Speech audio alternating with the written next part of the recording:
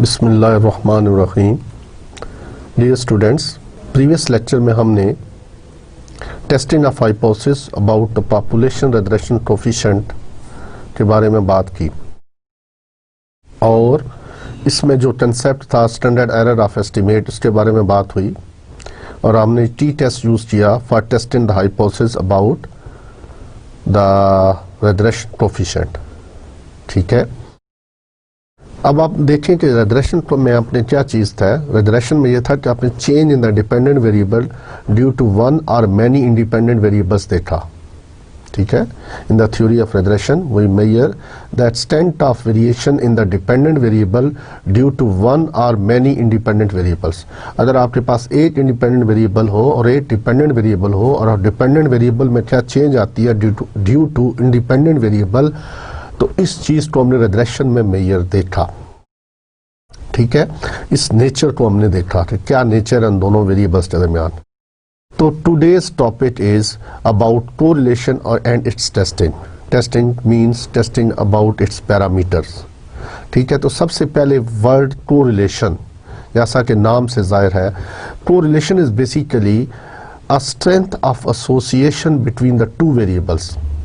Correlation measures when the two variables move in company to each other, when one changes the other also changes, then it means they are correlated, and the measure of this correlation is called correlation coefficient. तो अगर हमारे पास दो variables हो, ठीक है, और we find the relationship between these two variables, हम उन दो वेरिएबल्स के दरमियान एक रिलेशनशिप फाइंड कर सकें, यानी हम देखना चाहते हैं how strongly they are correlated to each other. ठीक है, तो उसके लिए हमारे पास मेजर है which we called it as correlation coefficient. कि कैसे हम फाइंड करते हैं, because in statistics we have to find the certain relationship between variables. So the measure of that strength of relationship is called correlation, and the measure which we use is called correlation coefficient. ठीक है, तो एक तो आपने correlation की definition देखी, it is a strength of association between two variables. What is correlation? It is a strength of association between two variables, and its measure is called correlation coefficient. ठीक है, और कोरिलेशन कोएफिशिएंट को हम किसके साथ show करते हैं? For population case we denote it as rho, we denote it by rho. तो रो क्या है? Rho is a population correlation coefficient. तो अभी मैं आपके सामने कोरिलेशन कोएफिशिएंट को लिखता हूं कि व्हाट इज कोरिलेशन कोएफिशिएंट।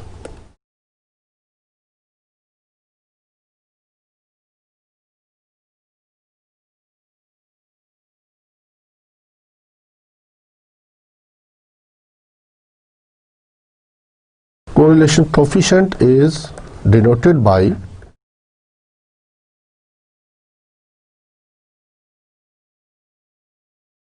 तो बेसिकली वर्ड यहाँ पे पॉपुलेशन कहना चाहिए, क्योंकि this is about population.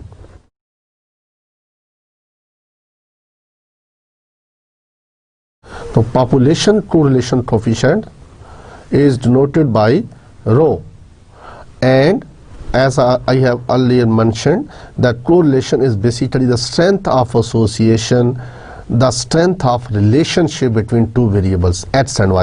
In here both x and y या both generally बात कर रहा हूँ, variables are dependent variables, random variables. इसमें कोई independent और dependent का concept नहीं होता। ठीक है, both variables are random, both variables are random variable. तो कोरिलेशन कोएफिशिएंट बेसिकली अब हमारे पास अगर ये पॉपुलेशन का है तो जाहिर सी बात है कि इसको एस्टिमेट करने के लिए हम सैंपल डाटा लेंगे। सपोज हमारे पास एक सैंपल डाटा है एक्स और वाई का, जैसा कि हमने पहले भी इसमें यूज़ किया था कि n पेयर्स ऑफ ऑब्जर्वेशंस हैं where i is from 1 to n,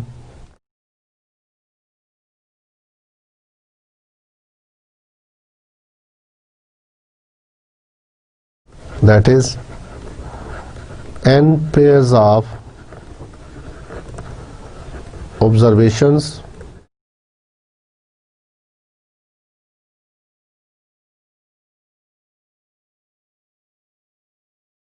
from a bivariate normal population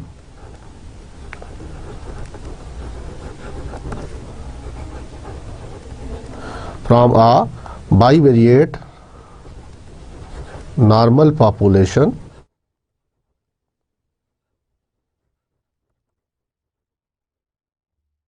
ठीक है।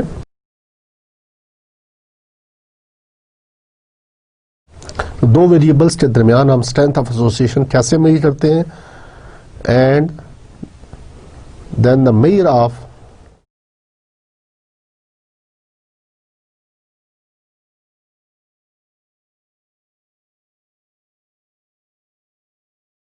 एसोसिएशन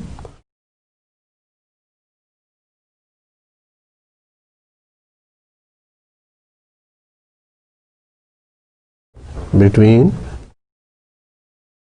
two variables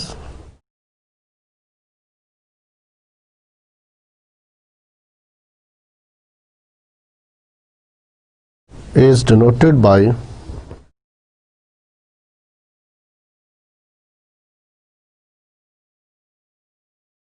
R, ठीक है, where R is for sample, the rho is for population। जैसा कि आपने बीटा नॉट था या बीटा 1 था और बीटा 1 के साथ सैंपल में से क्या फाइंड किया था, बीटा 1 हैट। इसी तरह बीटा नॉट के लिए हमने क्या फाइंड किया था, बीटा नॉट हैट, तो सैंपल। इसी तरह रो जो है ये पॉपुलेशन रिलेशन कोफिशिएंट है, पॉपुलेशन कोरिलेशन कोफिशिएंट है, not relation, population correlation coefficient है। और इस रो को हम एस्टिमेट करते हैं आर के जरिए, ठीक है। तो ये measure of association between the two variables is noted by R, the correlation coefficient. इसको हम क्या कहते हैं, कोरिलेशन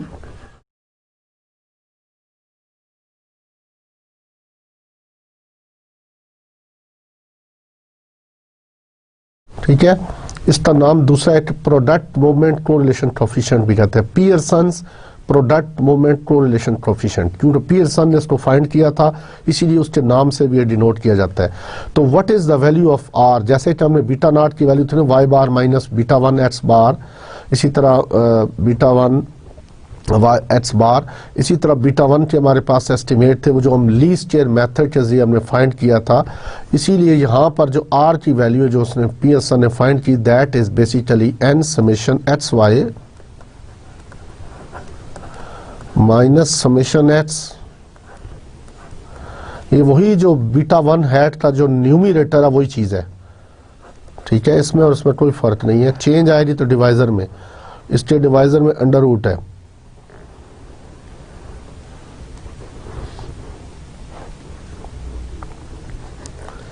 तो n summation X square minus summation x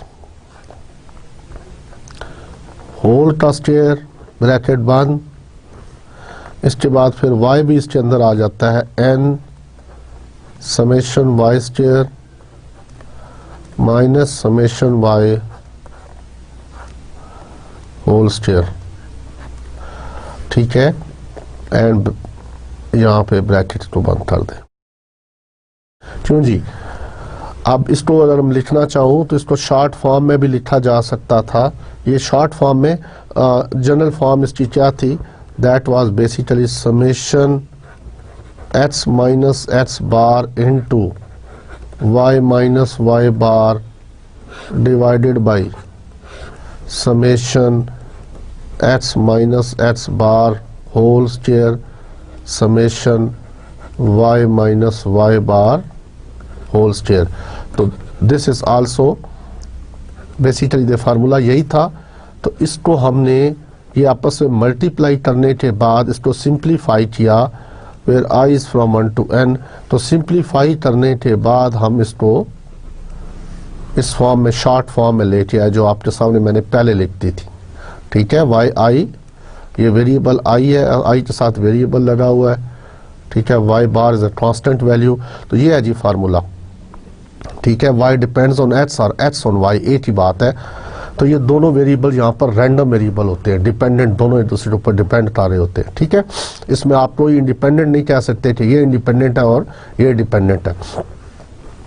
तो कोरिलेशन में क्या बताता है, ये कोरिलेशन की वैल्यू जो आर है, this is called correlation coefficient.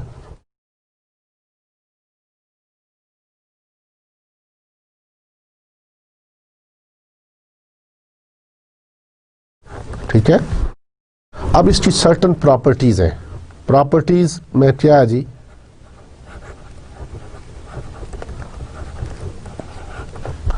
Properties of are लिख लूं, कोरिलेशन कोफिशिएंट लिख लूं,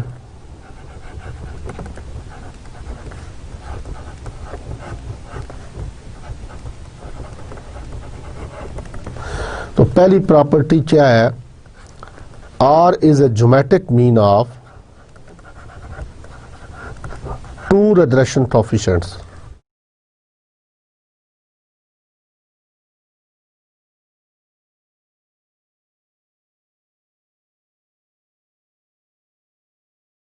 अब आपको पता ज्योमेट्रिक मीन की डेफिनेशन क्या होती है, दो नंबर्स का ज्योमेट्रिक मीन अगर आपने लेना है तो दैट इज, दो नंबर अगर है तो इट इज है ए इंटू बी।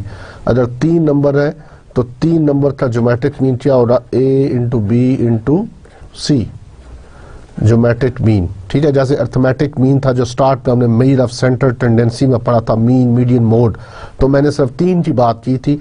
बेसिकली ये 4 और 5 होते हैं, हार्मोनिक मीन भी होता है, ज्योमेट्रिक मीन भी होता है। तो ज्योमेट्रिक मीन की डेफिनेशन क्या है, it is under root of this thing. अब आप देखिए, अगर मैं जर्नल लिखना चाहूँ तो यहाँ पर x1 x2 xn है, तो x1 dot x2 dot xn, तो इसकी पावर क्या है 1/n। जब 2 आएगा तो पावर 1/2, जैसे ये बन जाए, इसकी पावर हम क्या लिख सकते हैं, ए बी की पावर 1/2, और यहाँ पे लिख सकते हैं ए बी सी की पावर 1/3। इसी तरह जनरल जो केस है, फार्मूला क्या है, x1 x2 up till xn power 1/n।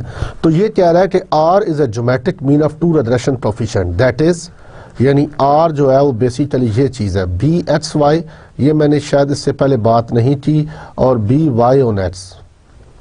What is B X Y, यही जो है वाई ऑन एक्स, ये जो आप करते हो बीटा 1 हैट की वैल्यू निकालते हो, beta 1 hat, this is B, हम इसको स्मॉल बी से डिनोट करें तो वाई ऑन एक्स, इससे मुराद क्या है कि वाई डिपेंड्स ऑन एक्स। इसको क्या पढ़ेंगे, वाई ऑन एक्स, ये जो चीज़ है इसको पढ़ेंगे वाई ऑन एक्स। इससे मुराद क्या है, वाई डिपेंड्स ऑन एक्स।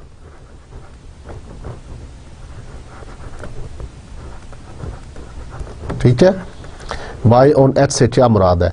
तो इसी तरह जब x ऑन y मैं कहता हूं, ये b x पहले आ रहा है डॉट y, इससे मुराद क्या है, इससे मुराद है x on y।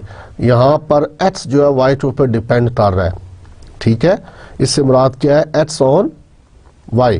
B X जो चीज़ पहले आ रही है, y ऑन एक्स से मुराद क्या है, y डिपेंड कर रहा है x के ऊपर, और x ऑन y का मुराद क्या है कि x डिपेंड कर रहा है y के ऊपर, और यहाँ क्या था, y डिपेंड कर रहा है x के ऊपर।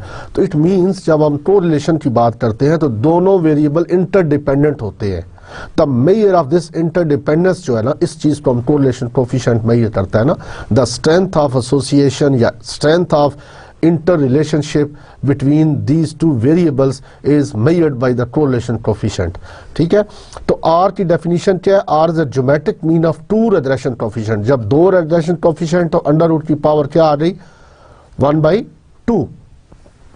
ठीक है, और यहां पर इसको बेसिकली मुझे यहां 3 लिख देना चाहिए था, क्योंकि 2 तो हम लिखते नहीं है ना, इसको यहाँ पे 3 लिखना चाहिए था। तो यहाँ पे दो वेरिएबल्स हैं, तो ज्योमेट्रिक मीन की डेफिनेशन क्या है, 1/n, तो 1/2 आ जाएगा।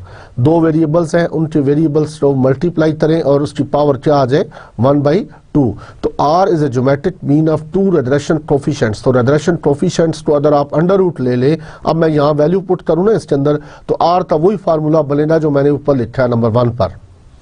बी एक्स और वाई का फार्मूला मैं already you know that B X और वाई मीन बीटा 1 हैट, उससे मैंने डिनोट कर दिया ना, बी एक्स और वाई ऑन एक्स, सॉरी। तो beta 1 hat is equal to B Y on X. तो बी वाई ऑन एक्स का फार्मूला आपको पता है, तो इसी तरह बी एक्स ऑन वाई का बना लो। ठीक है, डिवाइजर में जहाँ एक्स था वहाँ वाई आ जाएगा, बाकी न्यूमिरेटर में कोई फर्क नहीं आएगा। उन दोनों का अंडर रूट लो तो वही आर का फार्मूला जो ऊपर टॉप पे लिखा हुआ वो बन जाएगा, या इससे पहले जो हमने पिछली स्लाइड पे लिखा है। तो पहली प्रॉपर्टी क्या आ गई, R is a geometric mean of two regression coefficient जी। नेक्स्ट क्या है, R lies between -1 and +1. R lies between -1 and +1. That is, R is greater than equal to -1 and less than equal to 1. तो ये है जी R की value जो maximum है वो 1 तक जा सकती है, और जब R की वैल्यू मिनिमम है वो -1 होगा। ठीक है, इस चीज़ को अपने जहन में रखिएगा। तो तीसरे स्टेप में इसमें एक और प्रॉपर्टी क्या है कि if R is equal to -1, if R is equal to -1 implies that this means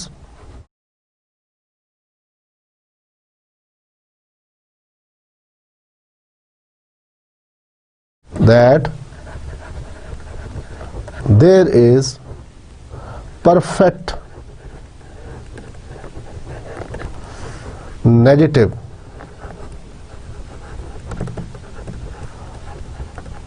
correlation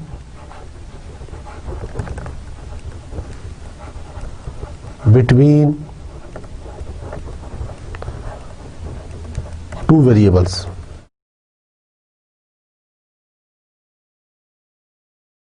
ठीक है जी, and if R is equal to +1, अगर एग्जैक्ट ये वैल्यू आ जाए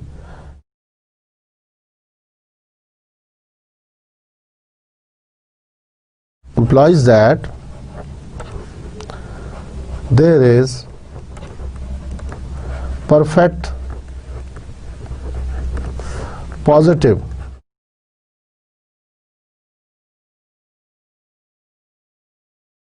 correlation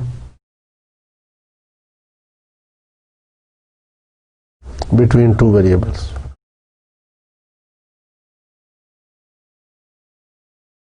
ठीक है जी, and if R is equal to 0, if R is equal to 0 means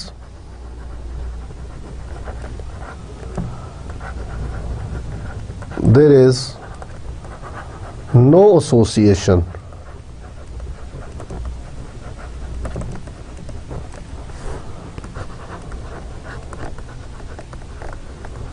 between two variables.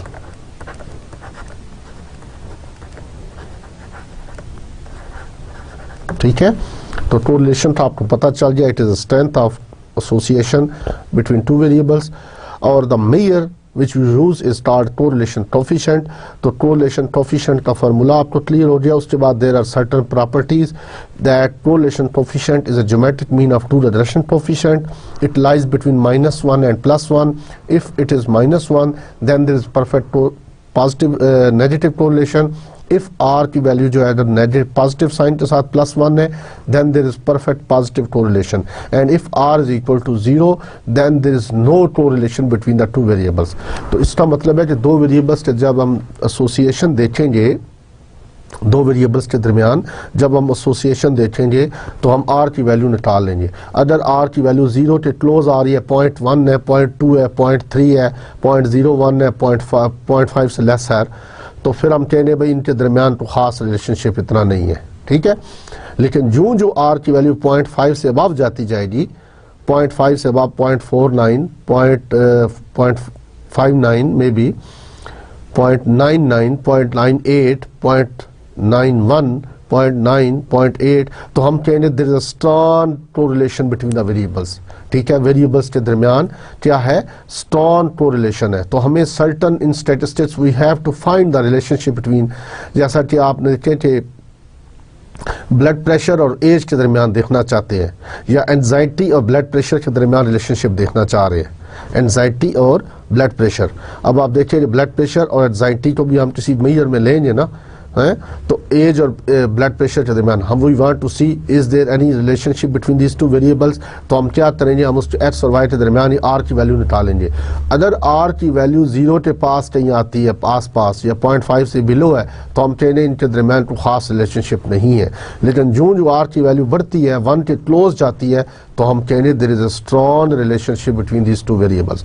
तो स्टैटिस्टिक्स के अंदर हमें इस तरह की डिफरेंट वेरिएबल्स के दरमियान रिलेशनशिप की ज़रूरत पड़ती है। तो उस रिलेशनशिप को हम किसके साथ फाइंड करते हैं, कोरिलेशन कोफिशिएंट के साथ। तो rho is a population correlation coefficient, rho is a population correlation coefficient, whereas we estimate the rho by small R. जैसा कि म्यू जो पॉपुलेशन पैरामीटर था मीन, हम इसको एस्टिमेट करते थे एक्स बार के जरिए। किसके जरिए, x bar is a sample statistic. इसी तरह rho is a population parameter and we estimate it by a sample statistic which is called R, correlation coefficient। तो ये सारा descriptive statistics में ये चीज़ें आती हैं। जैसे हमने वहाँ पढ़ा था, एक्स बार पढ़ा था, स्टैंडर्ड डिवीजन पढ़ा था, वेरियंस पढ़ा था, ठीक है। इसके अलावा हमने मीन, मीडियन, मोड और चीज़ें इस तरह की पढ़ी थी। तो ये बेसिकली ये भी डिस्क्रिप्टिव स्टैटिस्टिक्स की मद में आती हैं ये सारी चीज़ें, जैसे कि कोरिलेशन कोफिशिएंट, ठीक है। तो अब ये तो सिर्फ था उसका बैकग्राउंड थोड़ा सा, कि मैंने आपको बताना था कि कोरिलेशन कोफिशिएंट क्या होता है, इसको किस तरह डिनोट किया जाता है, सैंपल में से कोरिलेशन कोफिशिएंट कैसे निकाला जाता है, उसका फार्मूला क्या है, उसके बाद उसकी प्रॉपर्टीज़ क्या है, ये आपको क्लियर हो गई। अब हम चलते हैं इसकी टेस्टिंग के बारे में। Because in statistics we have to found कि हमारे पास दो वेरिएबल्स हैं, पॉपुलेशन के वेरिएबल्स हैं, हमें उसके बारे में डिसीजन लेना है कि इन दो के दरमियान कोई रिलेशनशिप है या नहीं है। जैसा कि मैंने एग्जांपल दी कि एज और ब्लड प्रेशर के दरमियान कोई रिलेशनशिप है या नहीं है, ठीक है। अब इस चीज़ को हम कैसे टेस्ट करेंगे, तो जाहिर बात है, जैसे लास्ट जो हमने लेक्चर पढ़ा था उसमें हमने बीटा नॉट की टेस्टिंग की थी, बीटा 1 हैट की टेस्टिंग की, बीटा 1 की टेस्टिंग की थी, और आज के लेक्चर में हम रो की टेस्टिंग करेंगे। Rho is equal to some particular value 0, ठीक है। तो अब इसमें देखिए क्या होगा। तो हाइपोथेसिस टेस्टिंग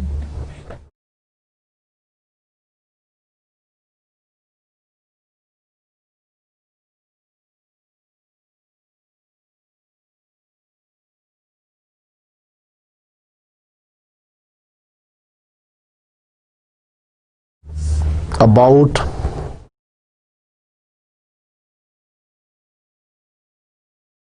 correlation coefficient।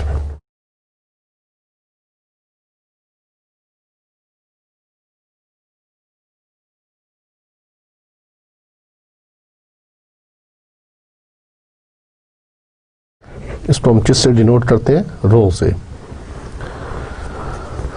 तो इसकी टेस्टिंग के लिए हमने क्या किया, let R be the sample correlation coefficient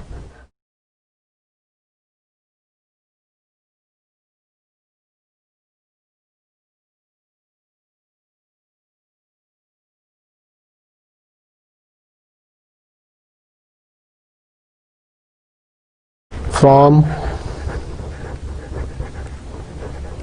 a random sample of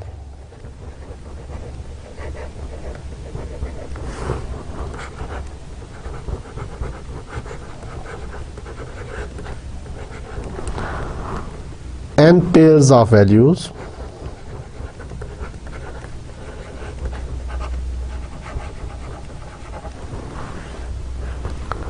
from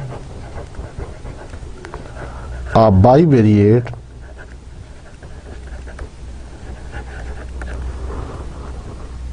normal population।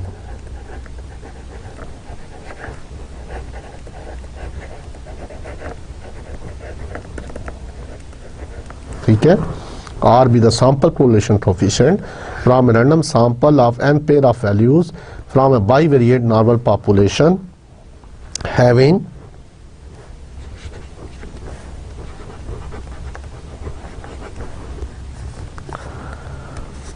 a linear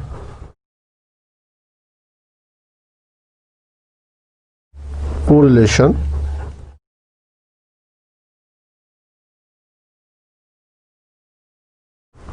रो, ठीक है। जैसा कि एच बार जो है वो एस्टिमेट करता है किसको, पॉपुलेशन मीन म्यू को, इसी तरह आर जो है वो एस्टिमेट करता है पॉपुलेशन पैरामीटर रो को as sample mean. We know that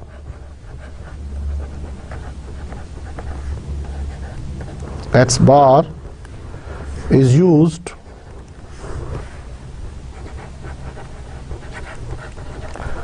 to estimate population mean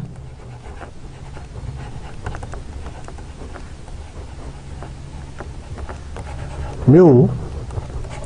Similarly, R is used to estimate rho, the population correlation coefficient, ठीक है। तो अब इसमें प्रोसीजर क्या है जी, procedure for testing the hypothesis is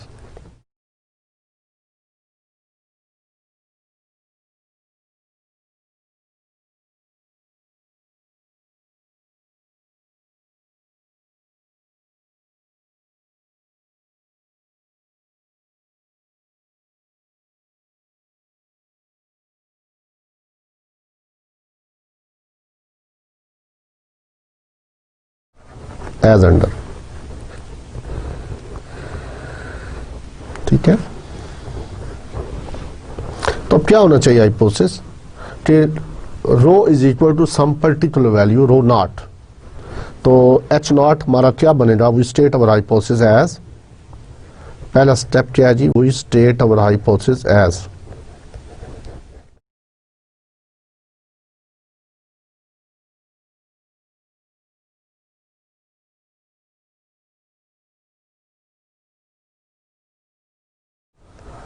ES डालें एज अंडर, ठीक है। तो एच नॉट हम क्या करते हैं, rho is equal to rho not, जैसे हमने beta one is equal to beta one naught किया था, इसी तरह एच वन क्या होगा, rho is not equal to rho naught is some particular value, जो आपको कहा जा सकता है, जो एक्सपेरिमेंटर है वो देता है कि जी हम बताओ कि हाइट और वेट के दरमियान रिलेशनशिप जो है देयर शुड बी 0.5 रिलेशनशिप। अब इस चीज़ को टेस्ट करें तो हमने एक सैंपल फिर लिया, हाइट और वेट के डाटा का सैंपल लिया 12 कैंडिडेट्स का, उनकी हाइट और वेट ली, उसके बाद उसमें से आर निकाली और टेस्ट स्टेटिस्टिक की बुनियाद पर हम ये फैसला करेंगे आया हाइट और वेट के दरमियान जो रिलेशनशिप है वो इतना है या नहीं है। तो ये चीज़ मैं आपको एग्जांपल के तौर पे बता रहा हूँ। तो यहाँ पे 2 टेल टेस्ट होगा,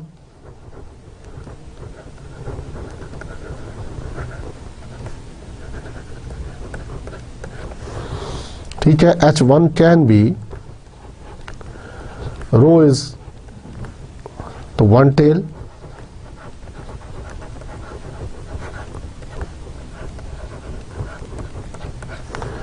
इसी तरह H1 कैन बी, ये भी 1 टेल है, तो ये लेफ्ट टेल है वो राइट टेल है, ठीक है जी। तो ये आपको बताता चलूँ यहाँ पर रो नॉट। और स्टेप नंबर 2 में क्या है, चूज आर गिवन, जो भी चीज़ हो गई, ना दिया हो तो हम खुद ले लेते हैं, गिवन अल्फा क्या जी, level of significance,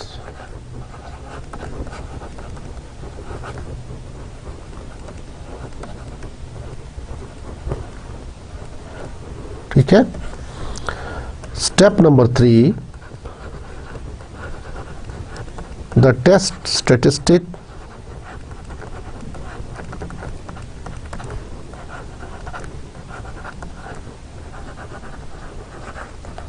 to be used is T is equal to R minus rho naught n minus 2 under root 1 minus R square and 1 minus rho naught square.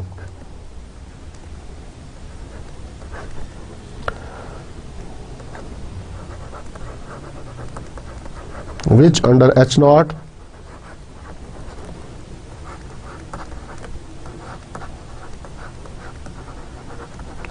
follows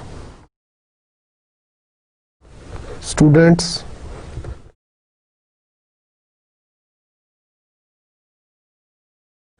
T distribution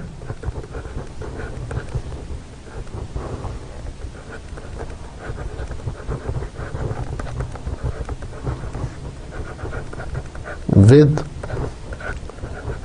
n minus 2 degrees of freedom. With n minus 2 degrees of freedom. यहाँ भी आप देखें कि ये n minus 2 degrees of freedom है. जब beta 1 और beta naught की जब हम टेस्टिंग की थी वहाँ पे भी n minus 2 था. अब क्यों n minus 2 है इसको मैं अभी एक्सप्लेन करता हूँ कि R is a geometric mean of two regression coefficient. तो बी वाई ऑन एक्स और बी एक्स ऑन वाई जब आपको फाइंड करना है तो आर आएगा. तो जब आर के लिए हमें दो चीज़ें एस्टिमेट करनी पड़ी हैं सैंपल डाटा से, ठीक है, आर को फाइंड करने के लिए. तो इसीलिए ये टेस्ट स्टेटिस्टिक्स में हम n minus 2 degrees of freedom है, ठीक है. अच्छा अजीज तलबा ये चीज़ यहाँ पे आपको बताता चलूँ कि ये जो मैंने टेस्ट स्टेटिस्टिक लिखी है ये आपको बुक में नहीं मिलेगी.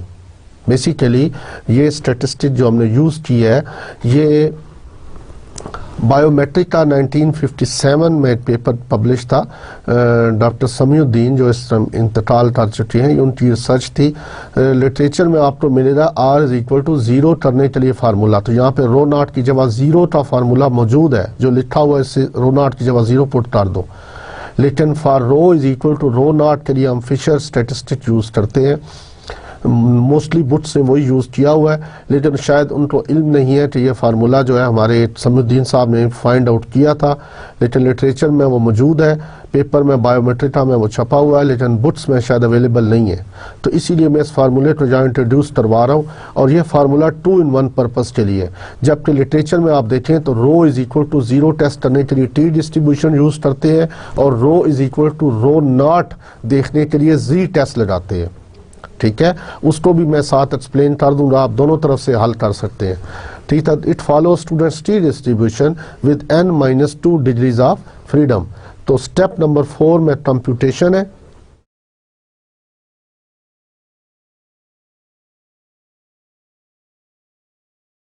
ठीक है, इसमें हम क्या करेंगे, R को फाइंड करेंगे. R को फाइंड करने के बाद इसके अलावा rho naught already we know that, बस R को वैल्यू फाइंड करनी पड़ेगी. तो R को हम यूज़ करेंगे इस फार्मूला में और रो नॉट दिया होगा उसको आप यूज़ करने के बाद you can calculate the value of T. तो 3D का रीजन क्या है,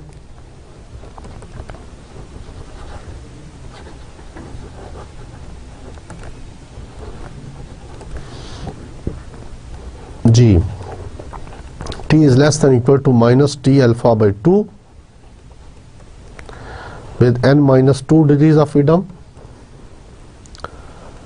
R वही जो हमने पहले बीटा नॉट के लिए या बीटा 1 के लिए यूज किया था, T alpha by 2 with n minus 2 degrees of freedom. तो ये 2 टेल टेस्ट के लिए 2 टेल टेस्ट और 1 टेल ये सारा रिजेक्शन का तरीका है. यानी कि ये रिजेक्ट जो मैं शुरू में लिखा था reject H not if T is less than equal to minus T alpha with n minus 2 degrees of freedom. इसी तरह reject H naught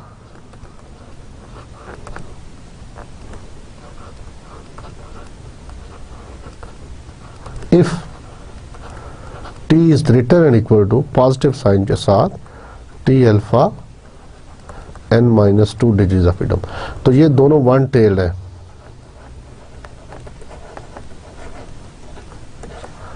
ये भी 1 टेल है, ठीक है. तो डिपेंड करता है अल्टरनेटिव हाइपोथेसिस के ऊपर. आपका अल्टरनेटिव हाइपोथेसिस क्या है. तो स्टेप नंबर 6 में कंक्लूजन है. ठीक है, if the computed value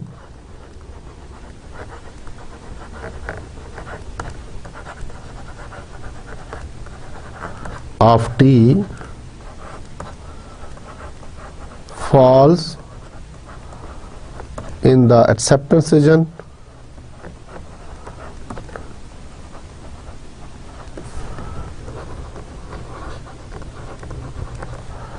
except H naught.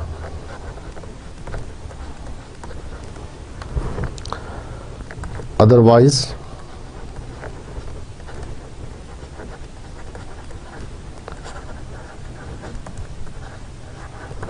Reject H not. ठीक है, तो ये मैंने आसानी पैदा कर दी है टेस्ट आपको बता के, और ये नॉर्मली ये मैं आपको जैसे पहले बात की कि आपको बुक्स में अवेलेबल नहीं मिलेगा ये टेस्ट फॉर रो नॉट के लिए, खास करके जो टी टेस्ट मैंने लगाया। अब हम टेस्ट करते हैं हाइपोथेसिस को, एक एग्जांपल लेते हैं और देखते हैं कि उसमें क्या हो रहा है। कहता है जी एग्जांपल में जी क्वेश्चन है आज के लेक्चर का number 1, a random sample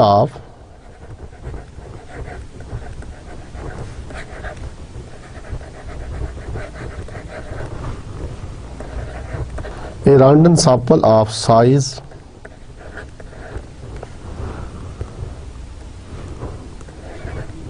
28 pairs,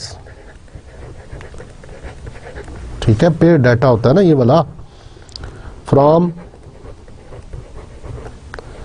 a bivariate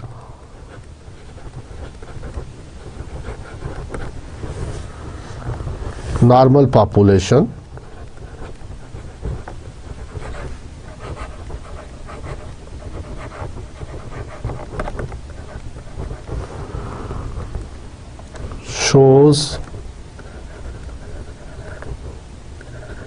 showed a correlation coefficient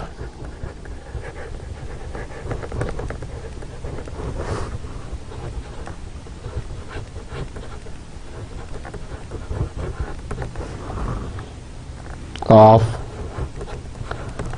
0.7. The question is this value consistent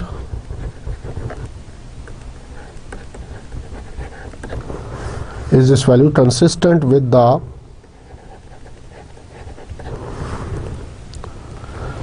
assumption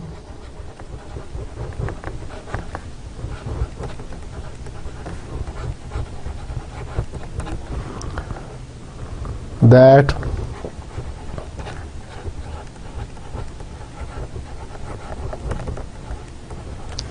the correlation coefficient in the population is 0.5, that the correlation coefficient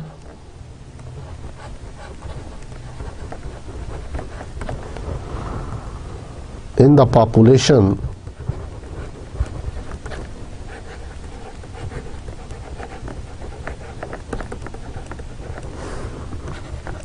is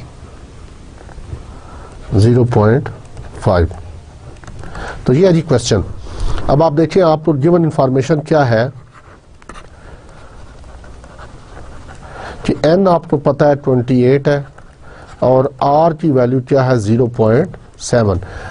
ठीक है, क्योंकि ये आपको कैसे पता चला कि ये r की value, because random sample of size 28 pairs from bivariate normal population showed.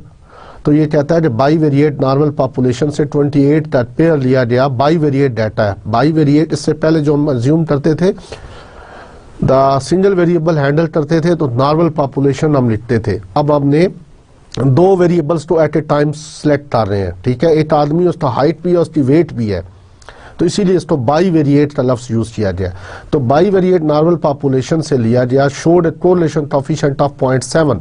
तो इस सैंपल के फौरन बाद जो है वो कोरिलेशन कोएफिशिएंट की बात हुई, तो इसलिए हमें पता चला कि आर की वैल्यू है। ठीक है, सैंपल डाटा है। और इसके अलावा रो की वैल्यू क्या कहता है जी, टेस्ट करो 0.5। अब हमारा हाइपोथेसिस क्या है जी, टेस्ट द हाइपोथेसिस दैट कि पॉपुलेशन कोफिशिएंट जो है, correlation coefficient is equal to 0.5 है। कहता है कि test this hypothesis, is this consistent with the assumption that the correlation coefficient in the population is 0.5। तो H1 क्या हो जाएगा भाई, rho is not equal to 0.5। तो टू टेल टेस्ट हुआ।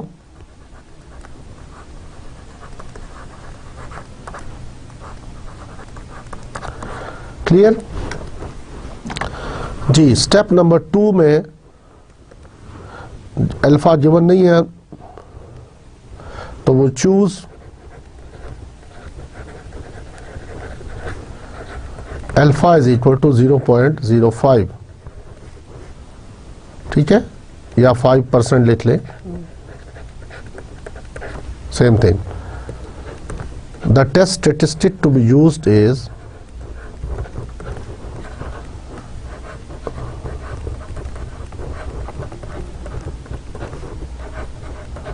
टू यूज इज, तो हम टी लगाएंगे आर माइनस रो, तो रोट या rho is equal to rho naught, या रो भी लिखा जा सकता था under root n-2 divided by 1 minus R square into 1 minus rho naught का square, which follows T distribution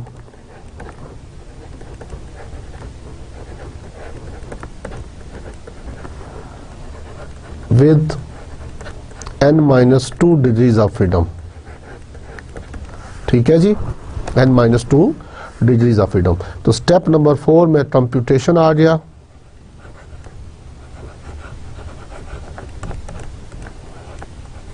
हाँ जी, तो कंप्यूटेशन में अब क्या वैल्यूज पुट करनी है और क्या करना है। आर की वैल्यू वैसे दी हुई है 0.7 माइनस 0.5, 28 पेज है तो 28 माइनस 2 डिवाइडेड बाई 1 माइनस 0.7 इसका स्क्वायर और 1 माइनस 0.5 का स्क्वायर। तो चेक करें जी जरा क्या वैल्यू आती है इसकी, आप भी कर लें चेक करो। तो 26 का अंडर रूट लेते हैं 0.7, तो पहले मैं डिवाइजर को हल कर लेता हूँ, जरा इसको देखता हूँ पहले क्या बोलता है ये।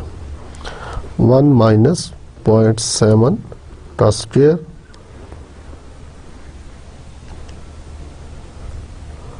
तो 0.51, 0.51 इंटू 1 माइनस 0.5 का स्क्वायर तो 0.75, तो मल्टीप्लाई विद पॉइंट जी, अंडर रूट लेने के बाद नीचे वैल्यू आ रही है 0.6185, ठीक है, और न्यूमरेटर में क्या वैल्यू आ रही है 0.2, ये 0.2 इंटू अंडर रूट ऑफ 26, ठीक है। तो ये सिंप्लीफाई होकर 1.65 आ रही वैल्यू, 5.099, ये अंडर रूट 26 की वैल्यू थी। मल्टीप्लाई विथ 0.2 तो 1.01 है, यस। तो ये है जी टी की वैल्यू। अब आप स्टेप नंबर 5 की तरफ चले जाएं। तो 3D कंपैरिजन क्या है,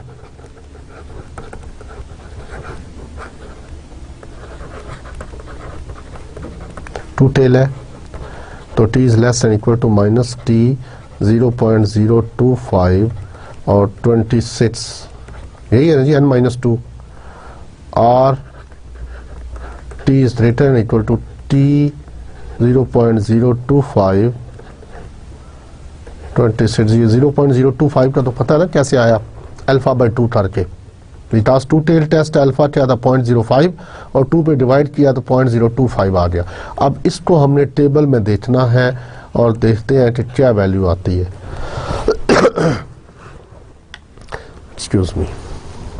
तो टी के टेबल में देखें इसको जाकर 26 डिग्रीज ऑफ फ्रीडम के ऊपर जी 2.056 और t is greater than equal to 2.056। लो जी, तो हाइपोथेसिस हमारा क्या हो गया, एक्सेप्ट हो गया। क्या हो गया, एक्सेप्ट हो गया। अगर इसको मैं ड्रा करना चाहूँ आपको समझाने के लिए, जो स्टूडेंट्स अभी तक नहीं समझ पाए, ये थोड़ी सी कोहान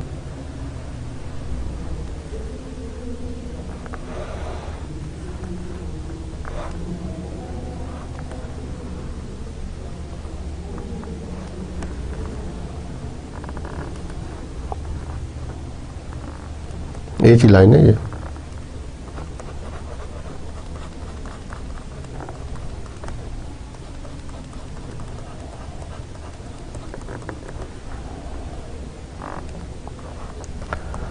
यहाँ पे t की वैल्यू 0 है, यहाँ पे इस पॉइंट के ऊपर, और 2.056 इस तरफ नेगेटिव वैल्यूज हैं तो -2.056 minus infinity two plus infinity. ठीक है, इसकी कोहान थोड़ी सी मुझे बननी चाहिए क्योंकि नॉर्मल ये शेप बन रही है। नॉर्मल और टी में फ़र्क ये है कि नॉर्मल की कोहान थोड़ी सी चपटी होती है, प्लेटी कर्टेज की तरह, प्लेट की तरह जो होती है। ठीक है, मेरा टी में जो है कोहान ऊँट की तरह होती है, ये ऊँट की कोहान की तरह। तो अब आप देखें जो कैलकुलेटेड वैल्यू है वो यहाँ पे कहीं लाई कर रही है इस पॉइंट के ऊपर। This is our acceptance region. ठीक है, this is our acceptance region, ये जो वैल्यू इसमें आ जाती है। तो अब आप लिख दें कंक्लूजन में,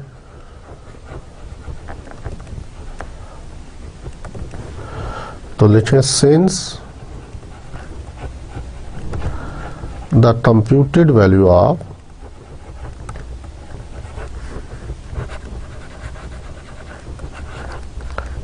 t is equal to 1.65 lies in the acceptance region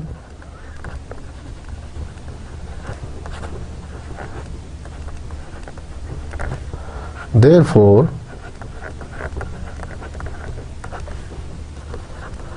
we accept H naught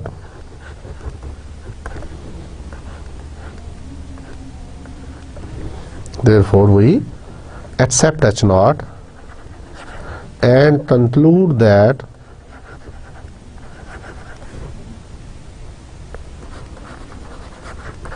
the correlation coefficient in the population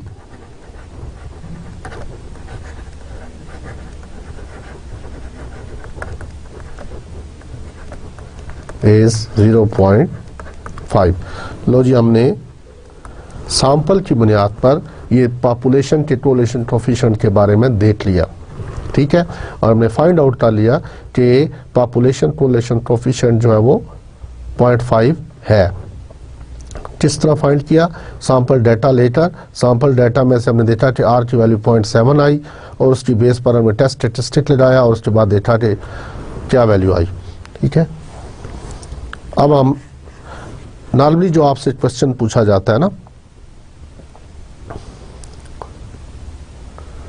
वो जीरो के बारे में पूछा जाता है, ये ध्यान में रखिएगा that there is no relationship between the two variables. The question जो नॉर्मली पूछा जाता है कहता है, अब एक क्वेश्चन मैं सॉल्व करता हूं। Question is the following data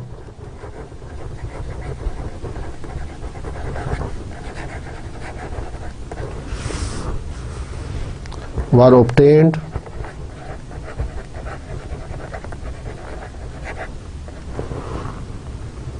in a study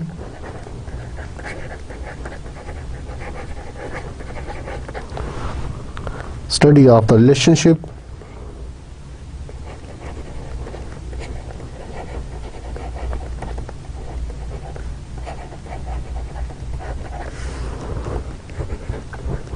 between the weight and the chest size of infants. The weight and the chest size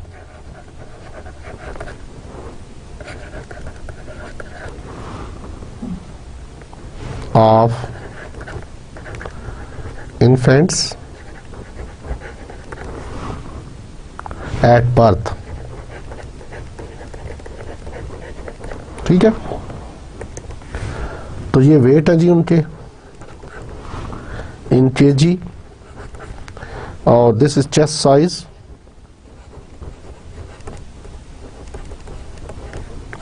in centimetre.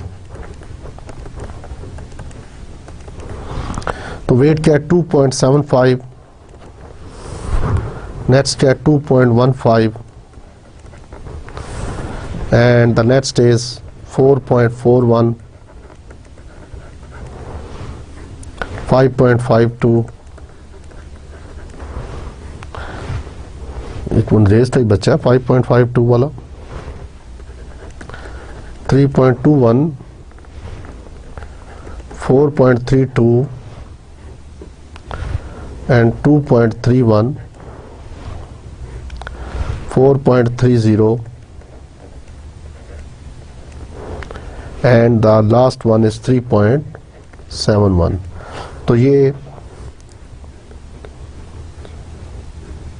9 pairs of observations हैं, और इसका जो वैल्यू है, इसका test size है 29.5, 26.3, ठीक है, 32.2 and 36.5, (5), 27.2, next 27.7, and the next is 28.3, next 30.3, and the last one is 28.7. लो जी 9 पेयर्स आ गए और उनके चेस्ट साइज आ गए. हमें क्वेश्चन इज ए पार्ट में कहता है compute R, what is R correlation coefficient, और बी में कहता है test null hypothesis that, test the null hypothesis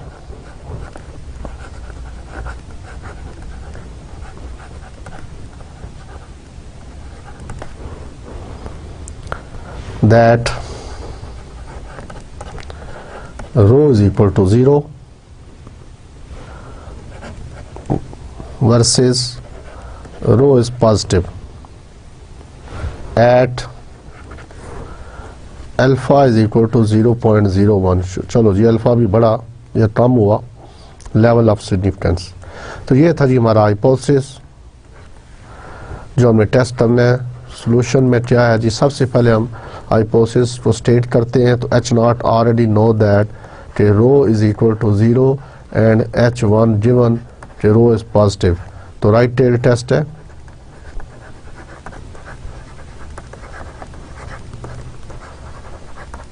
ठीक है, it mean there is no association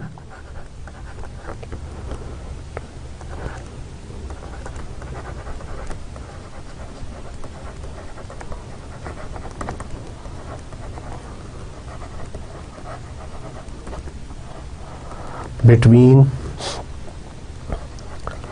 weight and chest size.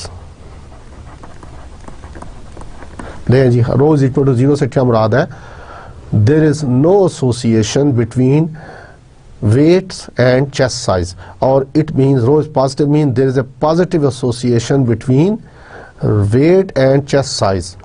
तो स्टेप नंबर 2 के बाद स्टेप नंबर 2 अल्फा क्या है 0.01 और साथ लिख लें गिवन हमें दिया हुआ. The test statistic to be used is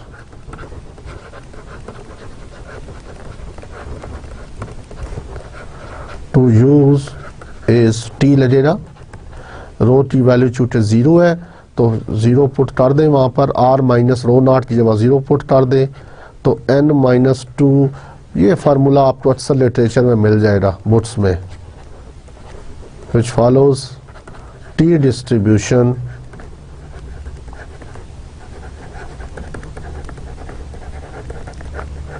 with n minus 2 degrees of freedom.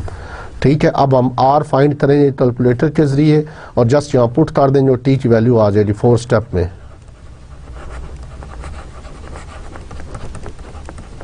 ठीक है, तो मैं इसमें कैलकुलेटर के ऊपर डायरेक्ट आ रहा हूँ।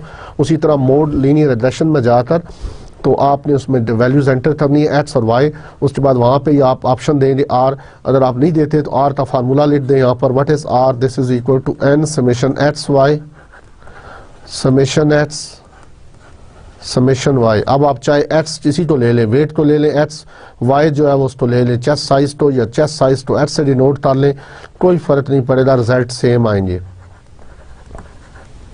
यानी r की वैल्यू क्या होगी, सेम आएगी।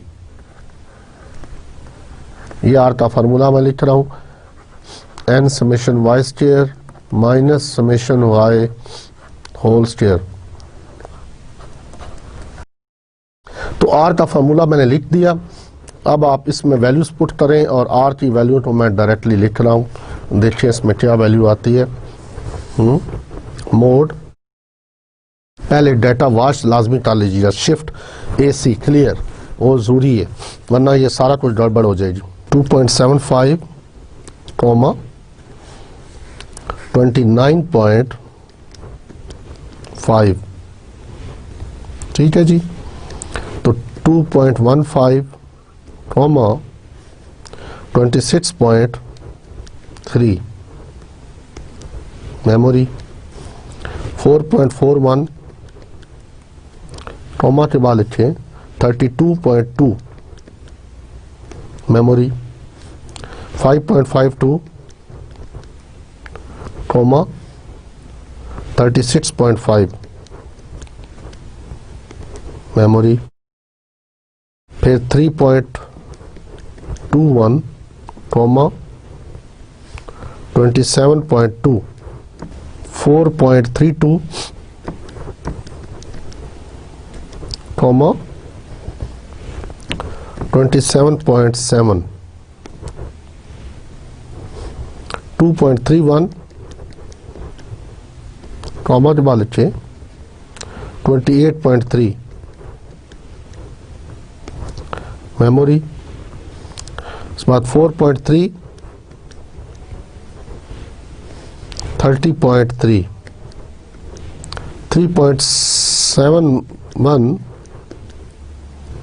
कॉमा 28.7।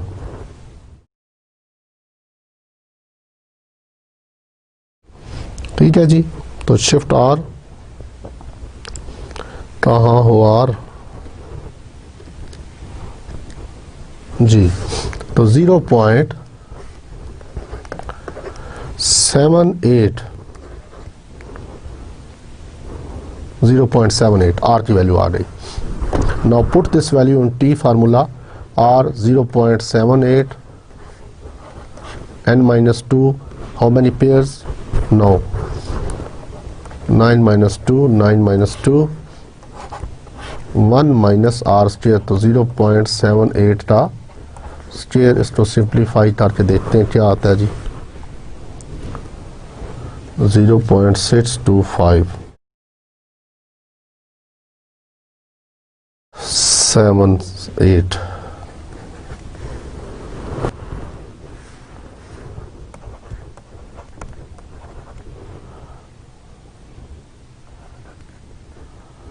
थ्री 3.29 वैल्यू आती है।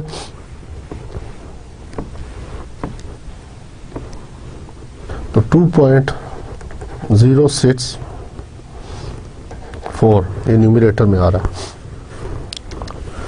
तो ये थी टी की वैल्यू।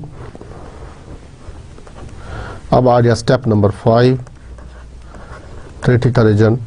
तो T is greater than equal to T alpha n-2 और इसमें वैल्यू पुट करें, टी इज तो 0.01 और n-2 9 - 2 7, तो इसमें क्या हुआ, t is greater and equal to, अब मैं टेबल वैल्यू देखता हूँ कि क्या है जी। अब मैं टेबल वैल्यू देखता हूँ तो 0.01 के ऊपर और 7 डिग्रीज ऑफ फ्रीडम, 0.01 और 7 डिग्रीज ऑफ फ्रीडम के ऊपर क्या वैल्यू है जी, आप भी देख लीजिएगा, 2.998।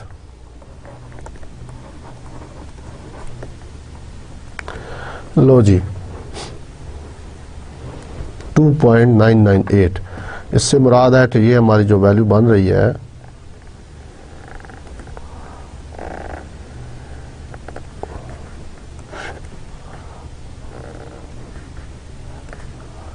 तो राइट टेल थी, और ये जो वैल्यू है दैट इज 2.998। अल्फा क्या है, अल्फा है 0.01, इससे मुराद 0.99 ये वाली एरिया है, माइनस इन्फिनिटी, यहाँ पर t की वैल्यू क्या है 0 है, और ये t की वैल्यू आ रही है ये वाली, और यहाँ प्लस इन्फिनिटी। तो हाइपोथेसिस हमारा क्या हुआ, हमारी वैल्यू जो आ रही है वो 3 पॉइंट समथिंग है, तो 3.29 है, तो 3.29 अप्रॉक्सीमेटली यहाँ पे कहीं लाई करेगी इस पॉइंट पर।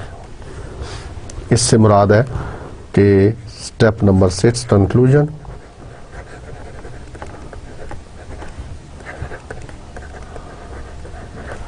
since the computed value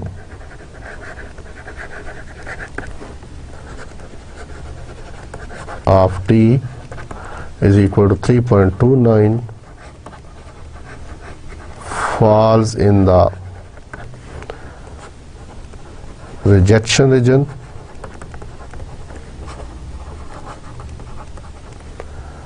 therefore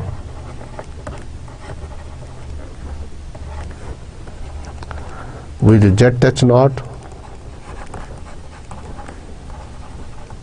and conclude that